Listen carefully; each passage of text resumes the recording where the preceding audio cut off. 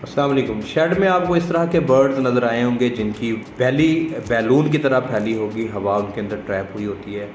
वो उसकी वजह यह है कि बर्ड्स के अंदर इंसानों की तरह डायफ्राम नहीं होता, जो कि बल्कि इनके अंदर एयर सैक्स होती हैं। 9 टाइप्स ऑफ एयर सैक्स होती हैं बर्ड के अंदर, जिनमें क्रेनियल कैविटी के अंदर होती हैं, कॉर्डल थोरेसिक कैविटी के अंदर होती हैं, एब्डोमिनल कैविटी के अंदर होती हैं। इनमें से कोई एक एयर सैक रप्चर हो जाती है। रप्चर होने के पीछे जो वजह है वो अनकॉमन है, लेकिन इसमें हम माइकोप्लाज्मा और इकोलाई को इसके लिए ज़िम्मेदार ठहरा सकते हैं। जब ये रप्चर होती हैं तो हवा आहिस्ता आहिस्ता बॉडी कैविटी के अंदर भरना शुरू हो जाती है।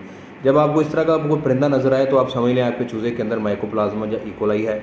और इसका हल ये है कि आप कोई नीडल लेके आप उसको आराम से उसकी स्किन के अंदर पंक्चर करके हवा निकाल दें, और ऐसे बर्ड को आप टाइलोसिन डॉक्सी दे सकते हैं, टाइलोफर्सन साशे दे सकते हैं, आप एंड्रोपोलिस्टिन 20 को दे सकते हैं। दुआ में याद रखिएगा।